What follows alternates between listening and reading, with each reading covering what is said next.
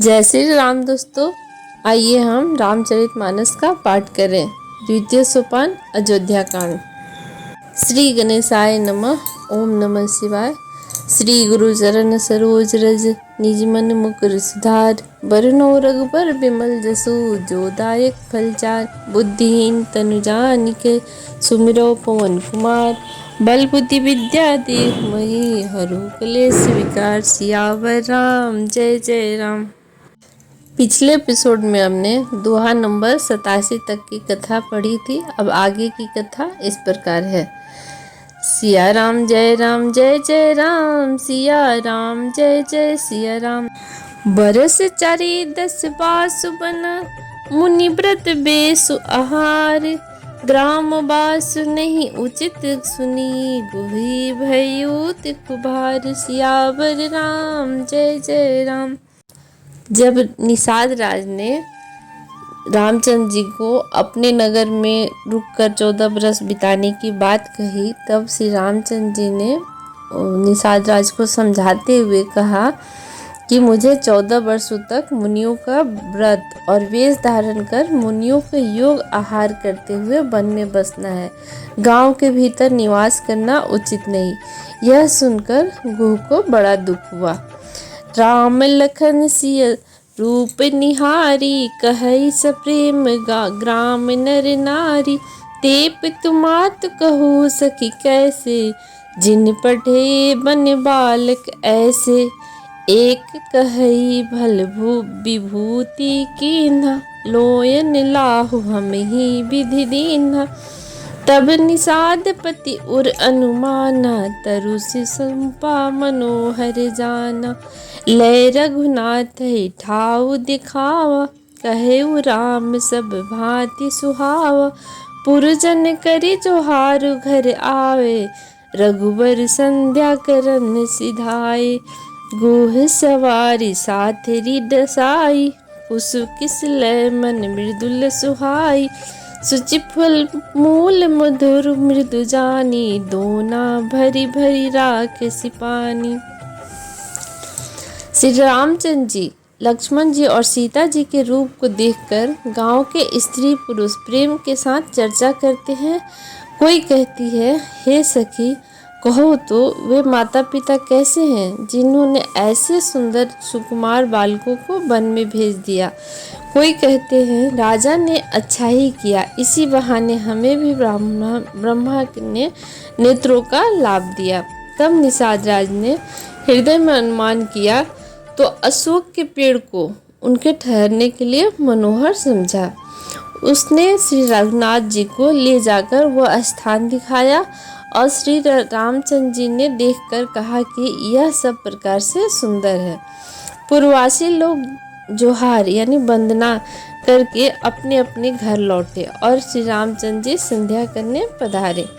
गुह ने इसी बीच कुश और कोमल पत्तों की कोमल और सुंदर साथरी सजाकर बिछा दी और पवित्र मीठे और कोमल देख कर दोनों में भर भर कर फल मूल और पानी रख दिया, अथवा अपने हाथ से फल मूल दोनों में भर भर कर रख दिए। सिया राम जय जय राम। सिया राम जय जय सिया राम। सिया सुमंत्र भ्राता सहित कंद मूल फल खाए। सैन किन्हि रघुवंश मणि पाए पलोटत भाई। सियावर राम जय जय राम।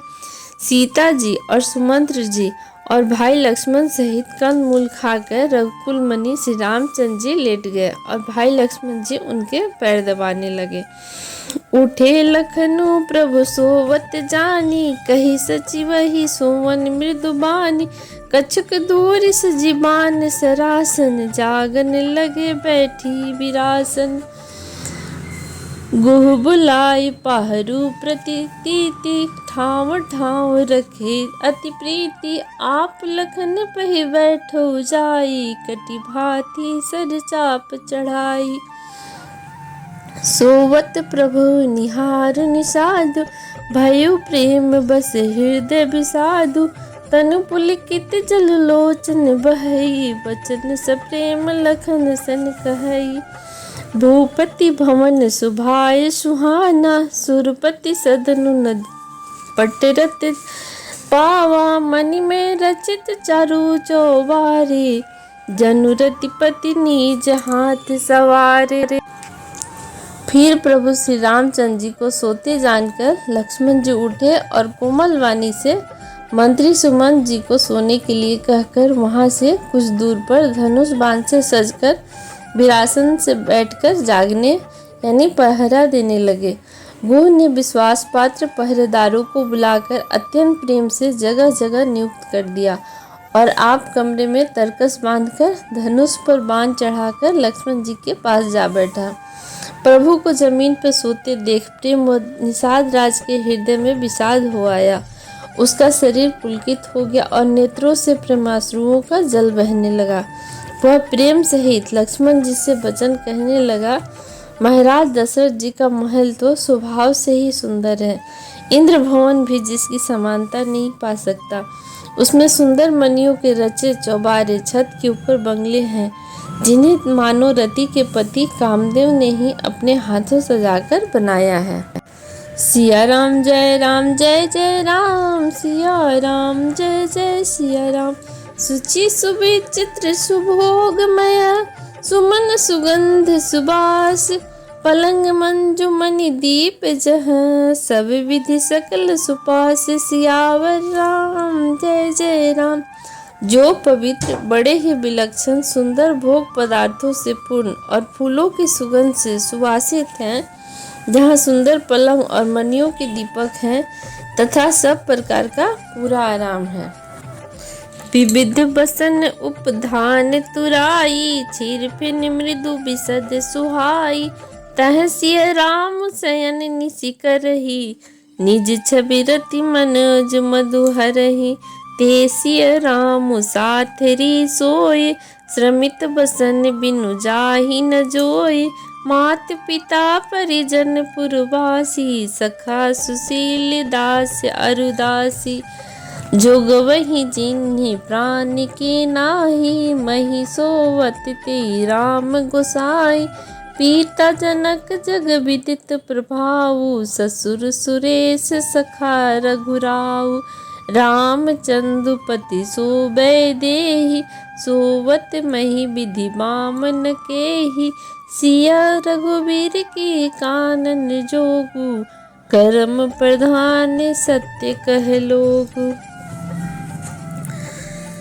जहाँ ओढ़ने बिछाने के अनेकों वस्त्र, तकिए और गद्दे हैं जो दूध के फेन के समान कोमल, निर्मल, उज्जवल और सुंदर हैं, वहाँ उन चौबारों में श्री सीता जी और श्री रामचंद्र जी रात को सोया करते थे और अपनी शोभा से रति और कामदेव के गर्भ को हरण करते थे। वहीं श्री सीता और रामचंद्र जी आज घास फूस की साथी पर थके हुए बिना वस्त्र के सोए हैं। ऐसी दशा में वे देखे नहीं जाते। माता पिता, कुटुंबी, पुरवासी यानी प्रजा, मित्र, अच्छे शील स्वभाव के दास दासियाँ, सब जिनकी अपने प्राणों की तरह सार संभाल करते थे, वही प्रभु श्री रामचंद्र जी आज पृथ्वी पर सो रहे हैं। जिनके पिता जनक जी हैं, जिनका प्रभाव जगत में प्रसिद्ध है, जिनके ससुर इंद्र के मित्र रघुराज दशरथ जी हैं और पति श्री रामचंद्र जी हैं, वही जानकी जी आज जमीन पर सो रही हैं। विधाता किसको प्रतिकूल नहीं होता। सीता जी और श्री रामचंद्र जी क्या बन के योग हैं। लोग सच कहते हैं कि कर्म ही प्रधान है। सिया राम जय जय राम, सिया राम जय जय सिया राम। कैकेयी नंदिनी मंदमती, कठिन कुटिल पनुकिन। जहि रघुनंदन जानकी, सुख अवसर दुख दिन। सियावर राम जय जय राम। कैकेयी राज की लड़की नीच बुद्धि कैकेयी ने बड़ी ही कुटिलता की, जिसने रघुनंदन श्री राम जी को और जानकी जी को सुख के समय दुख दिया। भई दिन कर कुल बिटप कुठारी, कुमति किन्ह सब विश्व दुखारी। भयउ विषाद निषाद ही भारी, राम सिय मही शयन निहारी। बोले लखन मधुर मृदुबानी, ज्ञान विराग भगति रस सानी। काहु न कोई सुख दुख कर दाता, निज कृत कर्म भोग सब भ्राता। जोग वियोग भोग भल मंदा, हित अनहित मध्यम भ्रम फंदा। जन्म मरण जह लगी जन जालू, संपत्ति विपत्त कर्मो अर कालू। धरनी धाम धनुपुर परिवाहु, सरगु नरकुन जह लगी व्यवहारो। देख सुनिए कुनि मन माही, मोह मूल परमार्थ नाही। अर्थात वह सूर्यकुल रूपी वृक्ष के लिए कुल्हाड़ी हो गई। उस कुबुद्धि ने संपूर्ण विश्व को दुखी कर दिया। और श्री राम सीता जी को जमीन पर सोते हुए देखकर निषाद को बड़ा दुख हुआ। तब लक्ष्मण जी ज्ञान वैराग और भक्ति के रस से सनी हुई मीठी वाणी और कोमल वाणी से बोले, हे भाई, कोई किसी को दुख सुख देने वाला नहीं है, सब अपने ही किए हुए कर्मों का फल भोगते हैं। संयोग, मिलना बिछुड़ना, भले बुरे, भोग, शत्रु, मित्र, उदासीन, ये सभी भ्रम के फंदे हैं। जन्म मृत्यु, संपत्ति विपत्ति, कर्म और काल, जहाँ तक जगत के जंजाल हैं। धरती, घर, धन, नगर, परिवार, स्वर्ग और नरक जहाँ तक व्यवहार हैं, जो देखने सुनने और मन के अंदर विचारने में आते हैं, इन सब का मूल मोह यानी अज्ञान ही है, परमार्थ ये नहीं है। सिया राम जय जय राम, सिया राम जय जय सिया राम। सपने होई भिखारी प्रभु, रंक नाक पति होई। जाग लाभ न हानि कछु, तिमि प्रचंच जिय जोई। सियावर राम जय राम। जैसे स्वप्न में राजा भिखारी हो जाए या कंगाल स्वर्ग का इंद्र हो जाए तो जागने पर लाभ या हानि कुछ भी नहीं है, वैसे ही इस दृश्य प्रपंच को हृदय से देखना चाहिए। अस विचारी नहीं कीजिए रोसु, कहु बादि न देऊ दोसु। मोहनी साफ सोवन निहारा, देखि सपन अनेक प्रकारा। एहि जग जामिनी जागहि जोगी, परमार्थी प्रपंच वियोगी। जानी तब ही जीव जग जागा, जब सब विषय विलास विरागा। होई विवेक मोह भ्रम भागा, तब रघुनाथ चरण अनुरागा। सखा परम परमात्म एहु, मन क्रम वचन राम पद नेहु। राम ब्रह्म परमार्थ रूपा, अभिगत अलख अनदि अनूपा। सकल विकार रहित गद भेदा, कही नित्य निरुपहि वेदा।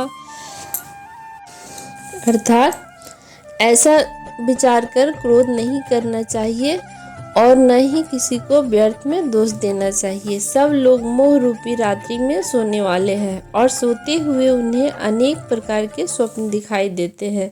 इस जगत रूपी रात्रि में जोगी लोग जागते हैं और परमार्थी लोग और प्रपंच करने वाले से छूटे हुए हैं। और जगत में जीव को जागा हुआ तभी जानना चाहिए जब संपूर्ण भोग विलासों से वैराग्य हो जाए।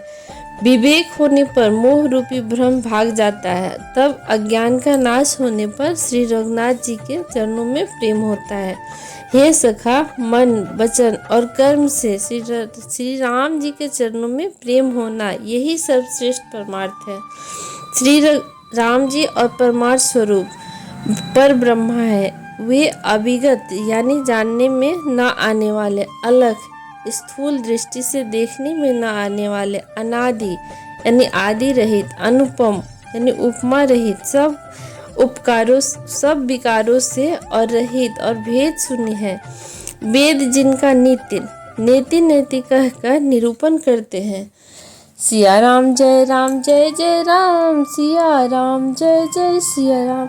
भगत भूमि भूसर सुर भी, सुरहित लाग कृपाल। करत चरित धरि मनु जतनु, सुनत मिटहि जग जाल। सियावर राम जय जय राम। वही कृपालु श्री रामचंद्र जी भक्त, भूमि, ब्राह्मण, गौ और देवताओं के हित के लिए मनुष्य रूप धारण करके लीलाएं करते हैं और जिनके सुनने से जगत के जंजाल मिट जाते हैं। मास परायण 15वां विश्राम। जय सिया राम। आगे की कथा अगले एपिसोड में। अब तक आपने दोहा नंबर 92 तक की कथा सुनी। अब आगे की कथा अगले एपिसोड में। जय सिया राम।